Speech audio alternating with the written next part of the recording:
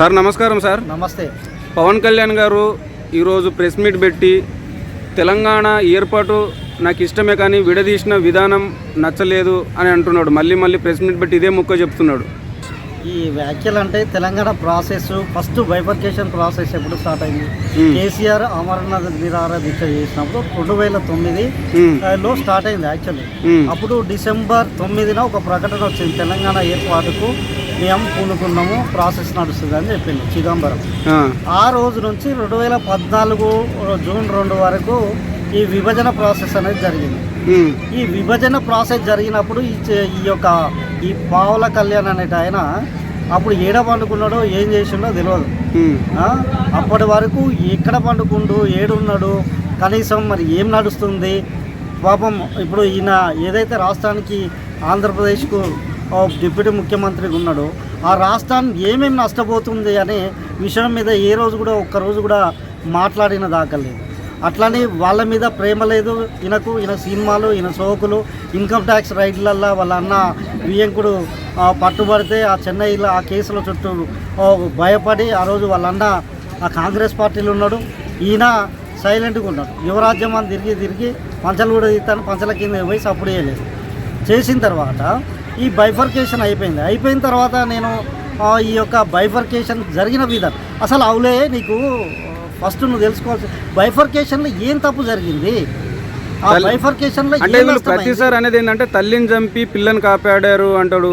సరే ఇప్పుడు తల్లిని చంపిరు అన్నారు, చంపిరు అనుకుందాం ఫర్ ఎగ్జాంపుల్. అసలు ఏ విషయంలో చంపిరు, మీకు ఎక్కడ నష్టపోయిరు? రాజధాని లేదు, అవులేగాళ్ళు ఉన్నారు ఏపీలో అంతమంది. ప్రత్యేక హోదా గురించి చట్టబద్ధత కల్పించలేదు కాంగ్రెస్ అని ఇచ్చిరు, చట్టబద్ధత కల్పించిరు. మరి దానికి హక్కుల మీద మీరు పోరాడాలి కదా.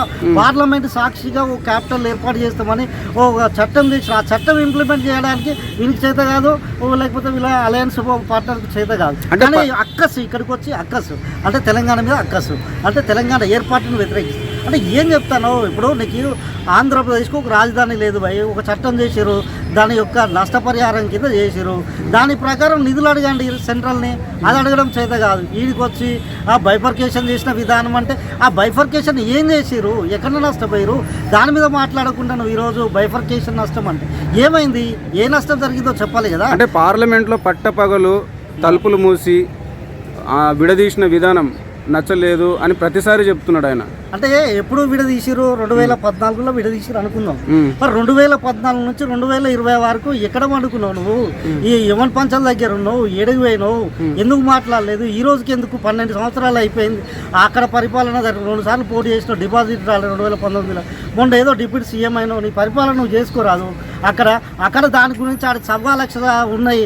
అమరావతి రాజధాని కట్టుకోవడానికి నిధులు లేవు, ఆ రాజధాని కట్టుకోండి, ఆడ డెవలప్మెంట్ చేసుకో.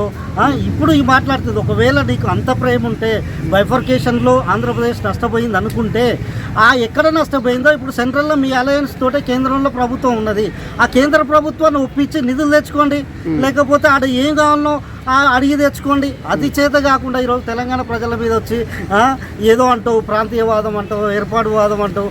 ఏర్పాటువాదానికి రాష్ట్ర ఏర్పాట్లకు నీకు అసలు తెలివే లేదు. ఏర్పాటువాదం అంటే పవన్ కళ్యాణ్ దేశం నుంచి ఒక ప్రాంతం విడిపోయి వేరే దేశంగా ఉండడం ఏర్పాటువాదం అవుతుంది.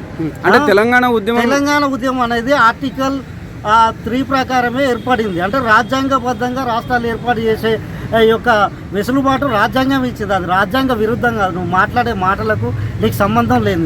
ఇప్పుడు నువ్వు మొత్తుకుంటున్నావు కదా ఆంధ్రప్రదేశ్ రాష్ట్రం కూడా ఆర్టికల్ 3 ప్రకారం ఏర్పడింది. భాషా ప్రయుక్త రాష్ట్రాల ప్రకారం ఒక చట్టం చేసిరు. అది తప్పు లేనప్పుడు తెలంగాణ ఏర్పాటు లేకపోతే తెలంగాణ విభజన అంటే నీ అంత తిక్కలోడు, నీ అంత వేస్ట్ గా లేడనే అర్థం.